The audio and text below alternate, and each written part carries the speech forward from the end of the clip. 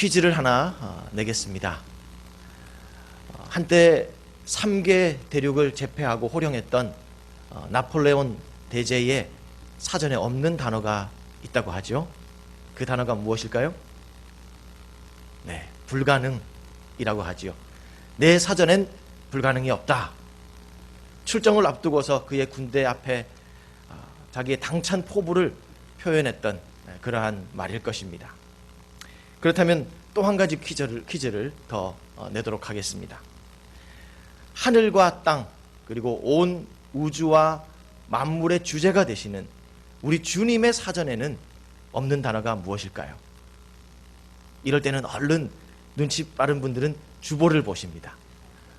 설교자가 이런 질문을 하면 10중 8구 그 정답이 주보의 설교 제목에 있기 때문이죠. 무엇입니까? 기적입니다. 기적. 우리의 주님의 사전에는 기적이란 단어가 없습니다. 왜 그럴까요? 여러분, 기적이 무엇입니까?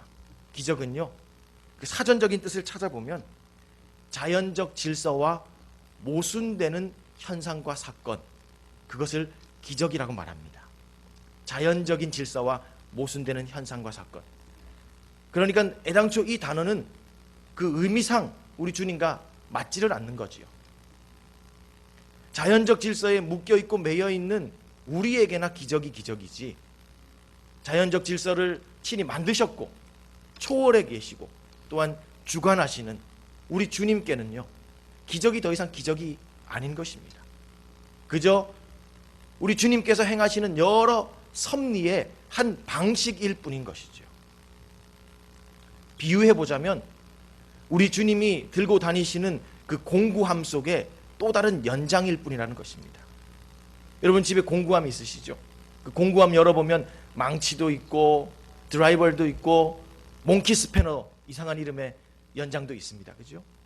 마찬가지로 기적이라는 것은요, 우리가 기적이라고 부르는 것은요, 우리 주님께서 그저 섭리해 가실 때 사용하시는 하나의 수단에 불과하다라는 것입니다.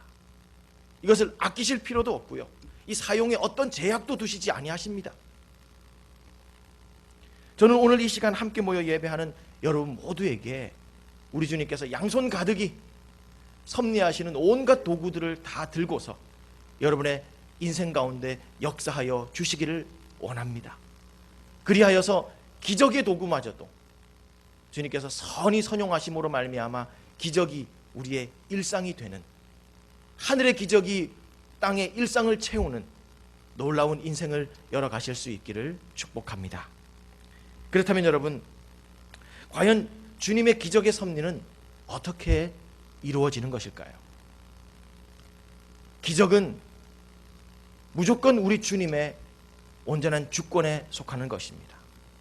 그 기적에 대해서 우리가 좌지우지할 수 있는 성질의 것이 결코 아닙니다. 그렇지만 오늘 이 본문, 펼쳐놓은 본문 속에서 우리 주님께서 행하신 이 첫 번째 기적의 에피소드를 깊이 상고해 보면 우리 주님께서 믿음의 자리가 준비되어 있는 그곳에 기꺼이 당신의 기적을 선물하고 계시는 것을 우리가 보게 됩니다. 특별히 신앙의 삼박자가 딱딱 맞아 돌아가는 그 현장 속에 우리 주님께서는 즐거이 흔쾌히 그 기적을 내려놓고 계신다라는 것을 우리가 보게 됩니다. 과연 우리 주님께서 기적을 내려놓으시는 바로 그 신앙의 삼박자란 과연 무엇일까요? 어떻게 하여서 우리의 인생이 기적으로 채워지는 일상으로 매일매일 연결될 수 있을까요? 먼저 우리는 이 본문 속에서 첫 번째 기적이 준비되는 박자를 보게 됩니다. 1절과 2절 말씀 우리 같이 한번 다시 읽어보겠습니다. 사흘째 되던 날 갈릴리 가나에 혼례가 있어 예수의 어머니도 거기 계시고 예수와 그 제자들도 혼례의 청함을 받았더니. 아멘. 스토리의 배경은 이렇습니다. 어느 날 나사렛에서 북쪽으로 8마일 정도 떨어져 있는 동네 가나로부터 사람 하나가 찾아와서 마리아의 집 현관문을 두드립니다. 나가보니까 종 하나가 서서 결혼 청첩장을 내미는 것입니다. 아마도 마리아의 친척 집안에 결혼식이지 않았을까 생각을 합니다. 실제로 외경을 열어보면요, 물론 제가 열어보진 않았습니다만은 외경 속에는 이 결혼식이 마리아의 누이 살로메 집안의 결혼이었다라는 기록이 있기는 합니다. 아무튼 마리아는 그 결혼식에 와서 주방일도 좀 이렇게 살펴주시고 또한 종들에게도 일을 좀 시켜주는 그러한 중요한 일을 부탁을 받게 됩니다. 그리고 더욱 중요한 것은요, 예수 그리스도와 이제 막 함께 공동체를 이룬 제자들도 그 결혼식에 청함을 받았다라는 사실입니다. 이것이 바로 기적이 준비되는 첫째 박자입니다. 주님을 청하는 것, 주님을 삶의 자리에 초대하는 것, 그것이 바로 기적을 준비하는 박자입니다. 그래서 사랑하는 여러분, 우리가 이 과정에서 놓치지 말고 콕 집어서 상고해 보아야 될 내용이 한 가지 있습니다. 지금 우리 주님께서 청함을 받아 향하고 계시는 곳이 어디입니까? 우리 주님 예수 그리스도께서 문을 열고 들어가는 장소가 어디인가요? 말씀해 보니 홀레라고 그랬습니다. 홀레, 곧 결혼식 장소였던 것이죠. 당시 고대 근동의 결혼식은 한 주간 내내 진행되는 그야말로 잔치였습니다. 잔치. 그러니까 우리식의 개념으로 잡아보자면 이 홀레는, 예수님이 참석하신 이 홀레는 결혼 피로연과 같았다라고 볼 수가 있을 것입니다. 다들 결혼식과 결혼 피로연 가보셨을 것입니다. 어떤 자리입니까? 어떤 현장입니까? 그곳은요, 오랜만에 만난 반가운 사람들이 서로 이름을 부르며 소리를 높이는 장소지요. 아이들은 뛰고 달립니다. 한편에서는 음식이 쏟아지고 그릇도 깨집니다. 또한 여기저기서 샴페인 잔이 높이 들려지기도 하고요. 취기에 오른 사람들은 노래를 부릅니다. 어떤 이들은 일어나 춤도 추지요. 또 19세 관람금지 그러한 상황들도 때때로 벌어지곤 하는 곳이 결혼식 혹은 결혼 피로연 장소입니다.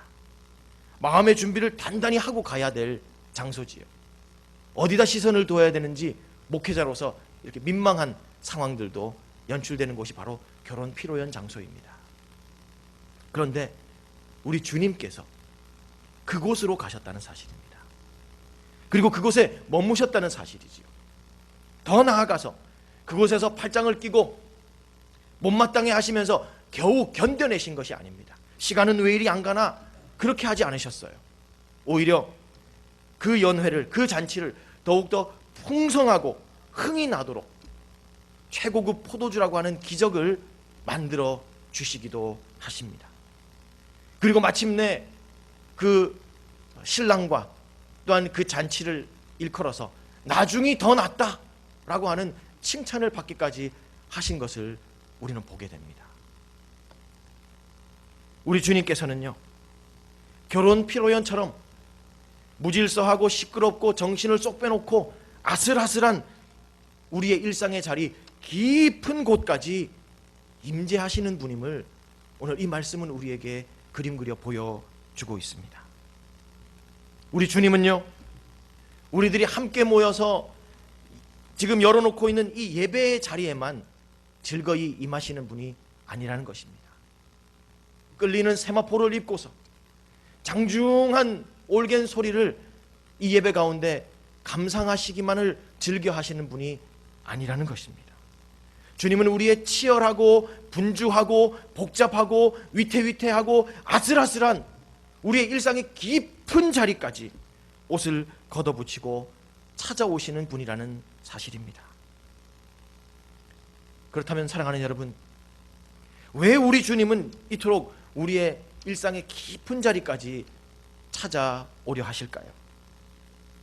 교회에서 이처럼 우아하고 세련된 모습, 이런 모습들만 좀 만나주시면 좋지 않겠습니까? 목사라는 직분을 걸고 서 있는 이 모습, 장로, 권사, 집사라는 이 직분을 가지고 멋들어지게 예배하는 이 자리에서만 우리를 만나주시면 되지, 뭐 굳이 그렇게 아슬하고 위태위태한 우리의 일상의 깊은 자리까지도 찾아오시려 하는가? 때때로 부담스럽지도 않습니까?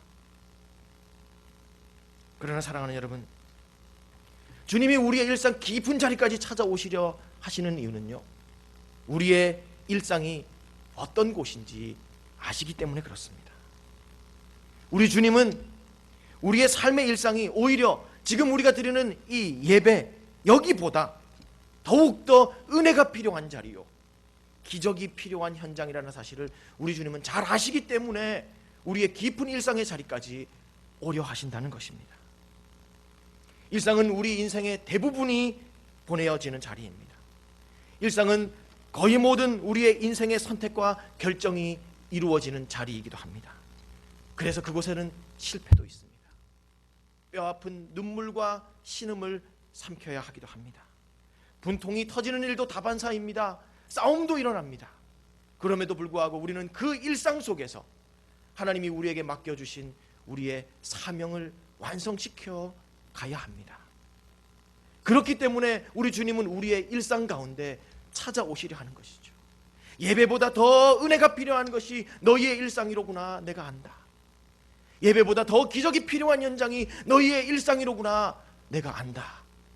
그렇게 말씀하시며 우리의 일상으로 깊은 참여를 하고 계신다는 사실입니다. 우리의 주님의 임재의 의도를 여러분 오해하지 마시기 바랍니다.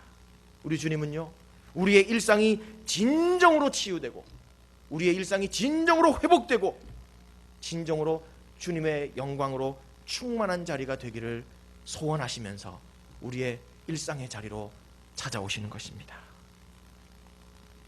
혹시 아직도 우리 주님을 모셔드리지 않은 삶의 자리가 있습니까? 우리의 거실에, 우리의 안방에, 우리의 근무지에, 우리의 학교에, 우리의 차량 조수석에, 우리의 쇼핑몰 그 길거리에도 주님께서 오시고 머무시도록, 그리고 그 일상의 자리를 주님께서 치유하시고 회복시키시고 영광으로 충만한 자리로 만드시도록 다시 한번 우리 주님께 믿음으로 초대장을 보내는 여러분들 되시기를 축복합니다.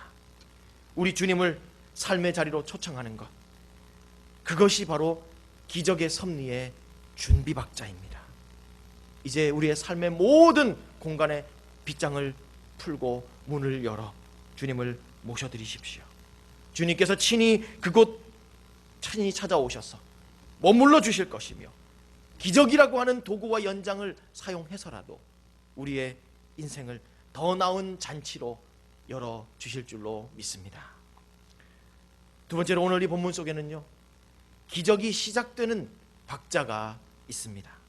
기적이 시작되는 박자, 우리 3절부터 5절의 말씀 우리 한 목소리로 같이 읽어보겠습니다. 포도주가 떨어진지라 예수의 어머니가 예수에게 이르되 저들에게 포도주가 없다 하니 예수께서 이르시되 여자여 나와 무슨 상관이 있나이까 내 때가 아직 이르지 아니하였나이다. 그의 어머니가 하인들에게 이르되 너희에게 무슨 말씀을 하시든지 그대로 하라 하니라. 아멘. 상황은 이렇게 전개되고 있습니다. 결혼 피로연이 진행되고 있는 와중에 지금 포도주가 떨어지는 상황이 발생했습니다. 위기입니다. 당시 결혼 예식에 참여한 하객들에게 포도주를 불충분하게 공급한다, 이것은요 엄청난 실책입니다.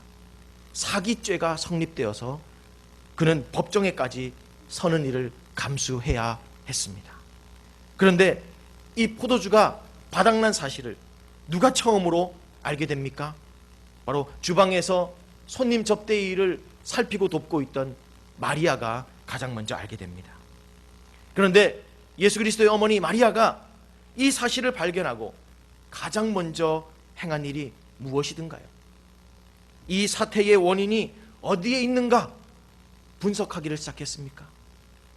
누구에게 책임이 있는가? 이 책임의 소재는 어디에 있는가? 이 파악하는 일에 분주했던가요?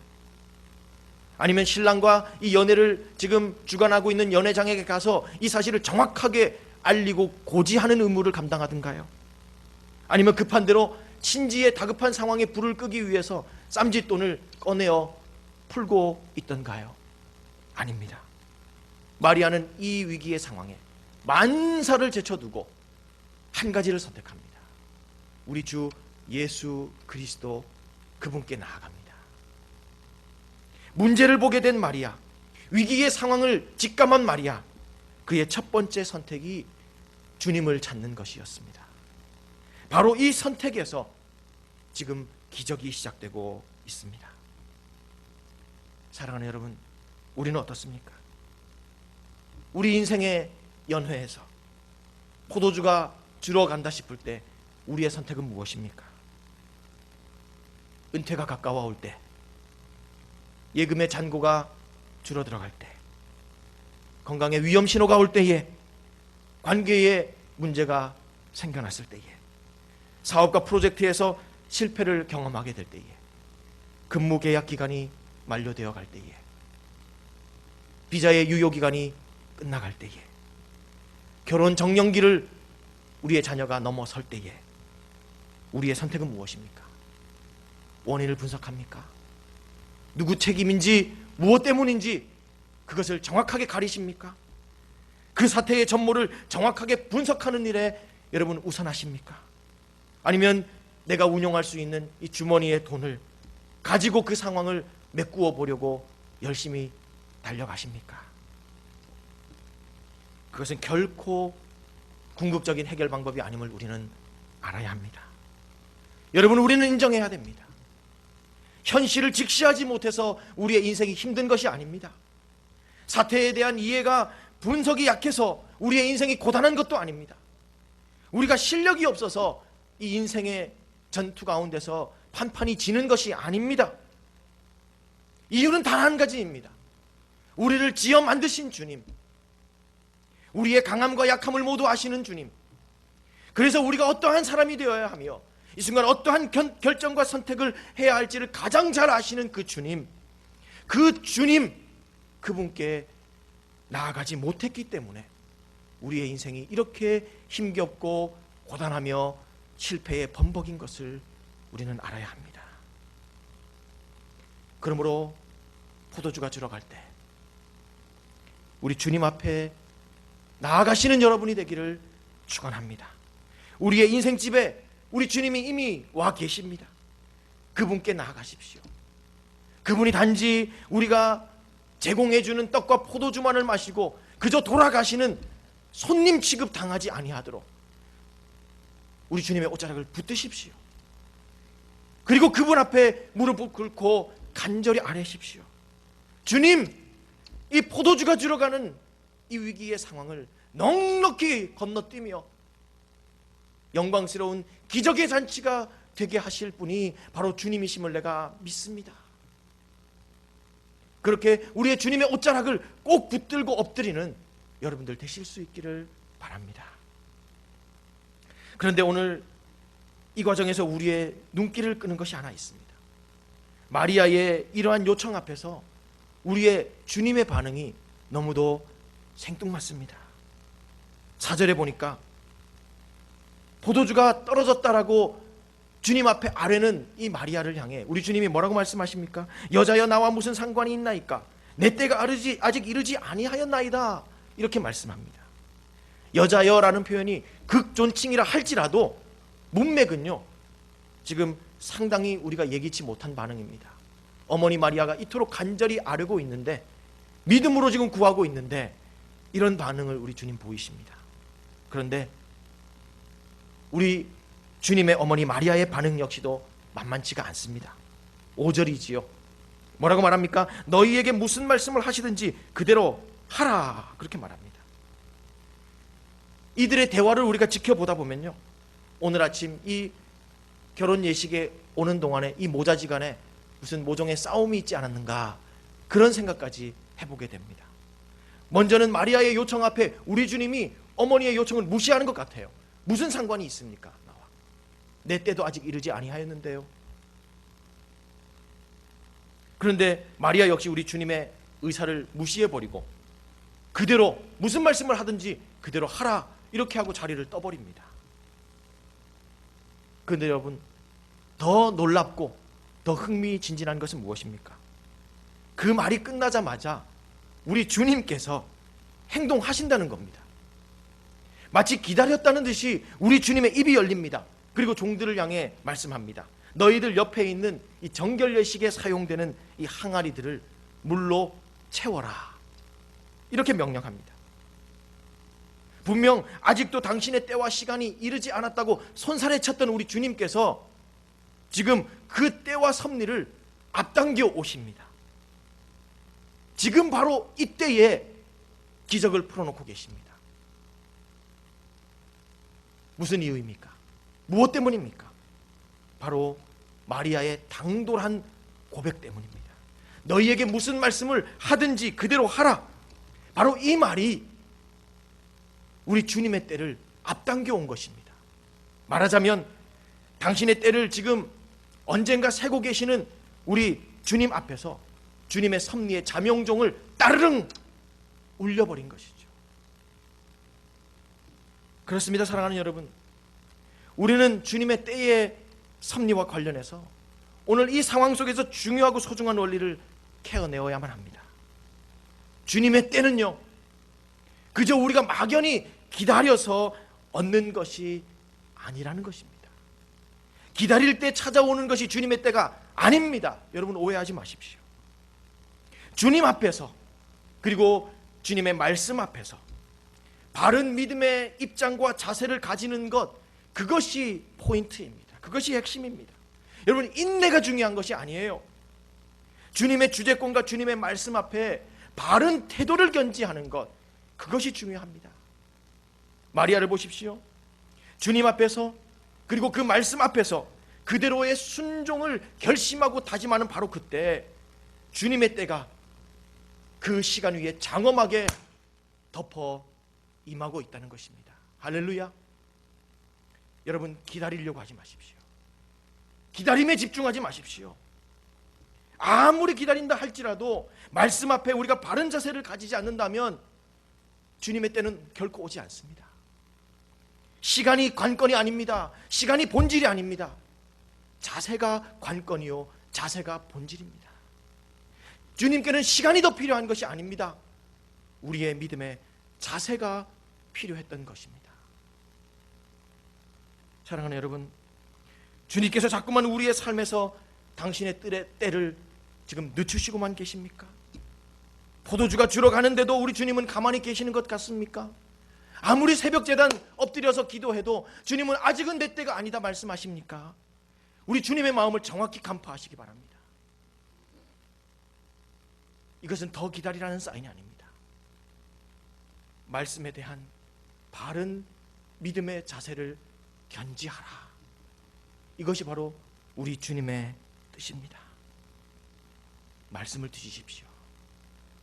말씀 속에 자명종이 있습니다. 그 자명종을 울리십시오. 그대로 순종하겠습니다. 결단하십시오. 주님의 섭리의 타이밍을 우리가 감히 앞당겨 오게 될 것입니다. 이제는 우리의 인생에 논리와 합리와 상식으로 실력으로 풀어낼 수 없는 하늘의 기적들이 우리의 일상 가운데 채워지고 충만해지는 역사를 누리게 되실 것입니다. 순종을 결단하는 이 믿음의 자세가 바로 기적을 시작케 하는 바로 그 박자입니다. 그렇다면 마지막으로 기적으로 채워지는 일상을 위해서 우리가 붙들어야 될 한 박자는 무엇이겠습니까? 세 번째로 우리는 기적이 완성되는 박자에 주목하게 됩니다. 이제껏 기적을 준비하는 박자를 맞추었고요, 기적이 시작되는 박자도 맞추었습니다. 그렇다면 다 된 것일까요? 아닙니다. 아직도 기적은 이루어지지 않았습니다. 기적은 어떻게 완성이 되었을까요? 함께 7절과 8절의 말씀을 우리 한 목소리로 한 마음으로 읽어보겠습니다. 예수께서 그들에게 이르시되 항아리에 물을 채우라 하신즉 아귀까지 채우니 이제는 떠서 연회장에게 갖다 주라 하심에 갖다 주었더니. 아멘. 여기에는 지금 이름 모를 종들의 순종이 기록되어 있습니다. 이들의 순종이 감행될 때 드디어 기적은 완성되고 있더라라는 것입니다.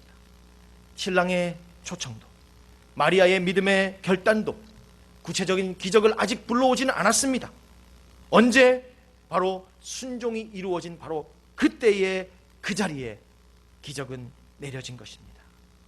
순종이 바로 기적을 완성하는 박자인 줄로 믿으시기 바랍니다. 특별히 사도 요한은 이 본문 속에서 순종의 중요성을 강조하기 위해 문법적 구조 속에 아주 독특한 단어 하나를 사용하고 있습니다. 종들이 순종을 행하는 것과 또한 우리 주님이 기적을 행하시는 것, 이것을요 똑같은 단어로 쓰고 있어요. 헬라어로 포이에오라고 하는 이 헬라어를 사용해서 이 둘의 행동을 연결시키고 있습니다. 5절에 보니 마리아가 종들에게 명령하고 있는 이 하라라고 하는 이 단어가 포이에오입니다. 또한 11절에 이 표적을 갈릴리 가나에서 행하여 라고 했을 때 이 행하여라는 단어가 바로 포이에오입니다. 사람의 순종 위에 바로 주님의 기적이 덮여온다는 것을 지금 이 포이에오라고 하는 이 단어를 통해서 설명해 주고 있습니다. 우리의 순종의 포이에오 위에 주님의 기적의 포이에오가 겹쳐 임한다는 것을 오늘 요한은 분명히 우리에게 시사해 주고 있습니다. 그렇다면 과연 우리 주님의 기적을 안착시키는 이 복된 순종은 과연 어떠한 것일까요? 우리는 이 종들의 순종을 기록하고 있는 이 짧은 2절의 진술 속에서 소위 기적을 이끌어오는 순종의 3종 세트를 만나게 됩니다. 먼저 종들의 첫 번째 순종의 모습은요, 한번 따라해 보겠습니다. 온전한 순종이다. 그렇습니다. 온전한 순종이었습니다.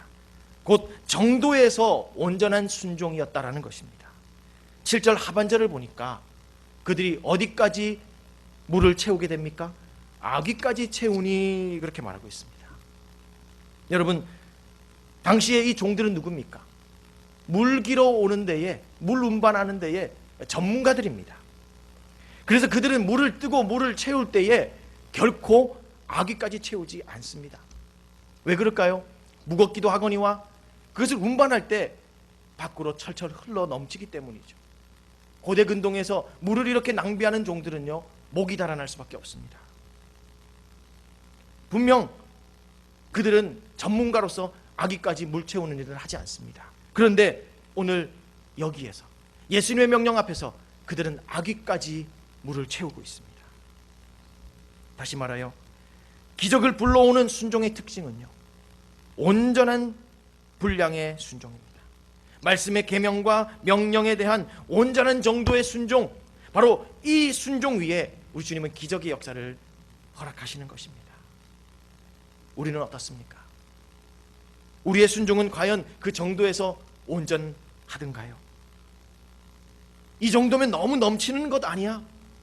생각하면서 스스로 순종과 헌신과 사역의 한계를 예리하게 칼같이 정해놓고 있지는 않으십니까? 아기까지의 순종, 바로 이것이 기적을 일상으로 내려오게 했다는 것을 기억하시기 바랍니다. 또한 두 번째 종들의 순종은요, 따라해 볼까요? 지속적 순종이다.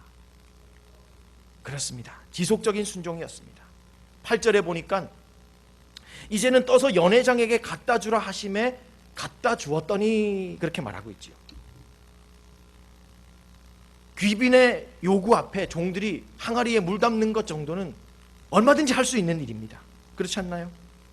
손님을 즐겁게 하는 일이라면 항아리에 물 담는 일 왜 못하겠습니까? 그런데 다음 과정은 다릅니다. 그 항아리에 담긴 물을 들고 연회장에게 갖다 주는 일, 이건 다른 일이라는 것이죠. 시키지 않은 물 배달, 그들은 타박을 맞을 수가 있습니다.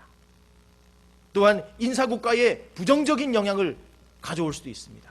너희가 지금 할 일이 없어가지고 시키지도 않은 물 배달까지 하고 있느냐? 혼쭐이 날 수도 있는 일입니다. 그런데 종들은요, 연회장에게 갖다 주기까지 지속적인 순종을 지금 행하고 있습니다. 우리의 순종은 그에 비해 어떻습니까? 말씀의 선포의 현장에서는 아멘 하고 일어나지만, 그러나 정작 사람 앞에서는 업무 앞에서는, 그 사역 앞에서는 주님 앞에 결단했던 그 순종을 지속적으로 가져가고 있는가 하는 것입니다. 주님 앞에 마주 서 있는 예배의 자리만 아니라 사람 앞에 마주 서 있고 업무 앞에 마주 서 있고 바이어 앞에 마주 서 있는 그 상황에서도 순종하는 지속적인 순종, 바로 그 순종이 기적을 담아내었다는 것을 여러분 기억하시길 바랍니다. 마지막으로 종들의 순종은 어떠한 순종입니까? 따라해 보겠습니다. 일상적 순종이다. 그렇습니다. 일상적인 순종입니다. 여러분, 물 깃는 일, 팔레스타인 땅을 살아가던 종들에게는요, 어떤 일입니까? 일상적인 일입니다. 특별한 일이 결코 아닙니다. 익숙한 일이며 정기적인 일과이기도 합니다.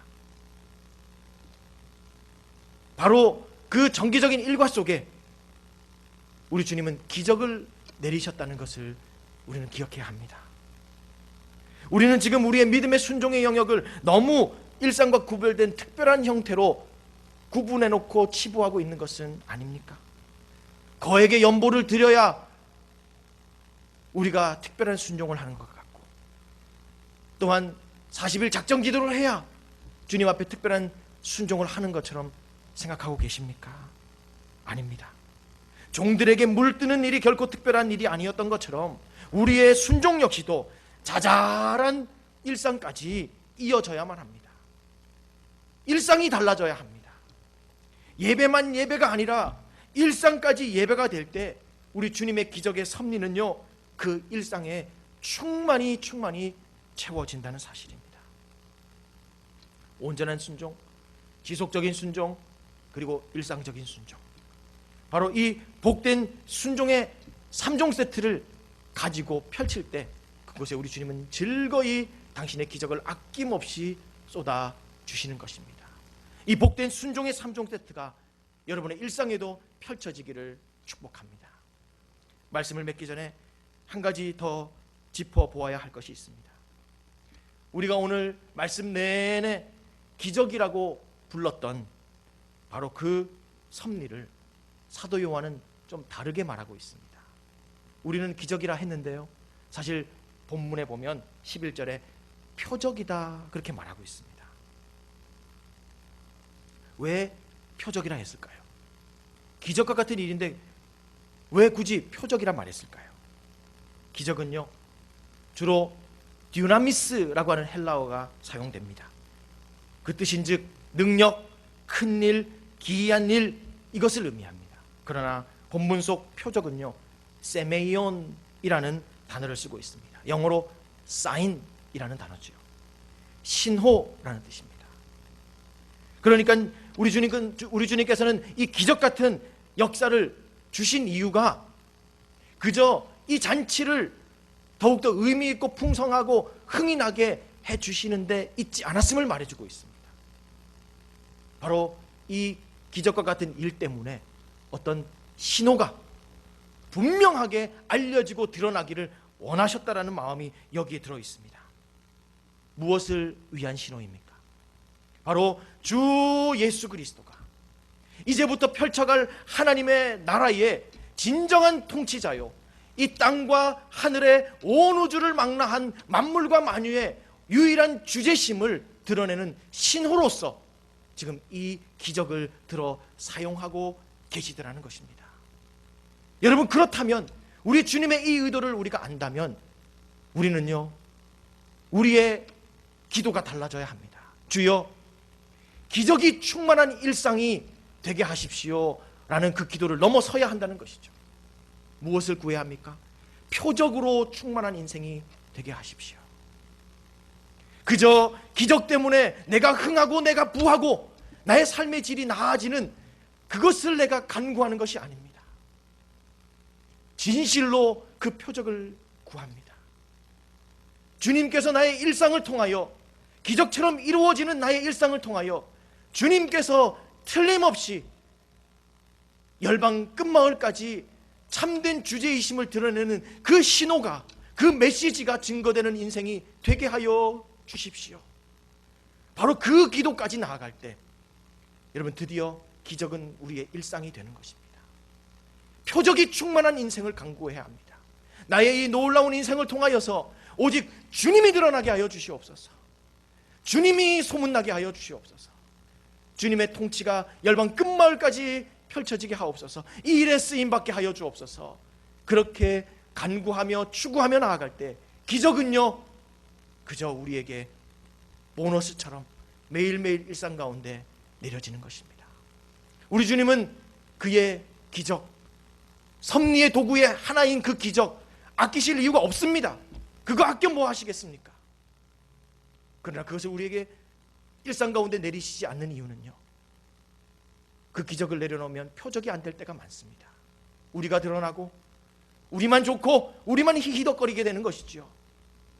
그러나 진실로 그 기적과 같은 일을 내리셨을 때에 마침내 우리 주님이 웃으시고 우리 주님이 호탕한 웃음을 웃으시며 이 열방을 통치하실 수 있다라고 판단되신다면 우리 주님은 우리의 일상에 기적을 내려 주실 것입니다. 풍성하고 충만하게 부어 주실 것입니다. 이 믿음 힘있게 붙잡고서 기적이 충만한 일상을 넘어서서 표적으로 충만한 일상, 표적이 되는 인생 삼아 주시옵소서. 간구하는 여러분들 되실 수 있기를 소망합니다. 말씀을 맺겠습니다. 우리는 가나의 한 혼인집에 임한 주님의 기적과 표적의 섭리를 상고했습니다. 주님은 결혼을 앞둔 한 신랑의 초청에 하늘의 기적과 표적을 준비해 주셨습니다. 마리아의 믿음 위에 그 기적과 표적을 임하게 하셨습니다. 그리고 이름 모를 종들의 순종 위에 기적과 표적을 완성하셨습니다. 포도주가 떨어져서 파장으로 치닫고 있었던 그 잔치를 더욱 복되고 풍성하고 나중이 더 나은 잔치로 열어주셨습니다. 그 주님이, 바로 그 주님이 오늘 우리의 인생에도 지금 찾아오기를 원하십니다. 주님 앞에 우리의 삶에 들어오시도록 믿음의 초대장을 내어미시기를 바랍니다. 그리고 무엇이든지 순종하겠습니다 라고 믿음의 자세를 마리아처럼 꼿꼿이 가지기를 바랍니다. 그리고 이름 모를 종들의 순종을 여러분의 일상 가운데 펼쳐 가시기를 바랍니다. 그리고 무엇보다도 주님, 이 기적을 원하는 것은 표적이 있는 인생, 표적이 되는 삶을 주님 앞에 간구하기 때문입니다. 우리 위에 표적을 주시옵소서. 그렇게 주님 앞에 나아감으로 말미암아 기적이 일상이 되고 표적으로 충만한 인생을 열어가시는, 복된 인생의 잔치를 열어가시는 저와 여러분들 되시기를 주님의 이름으로 축복합니다.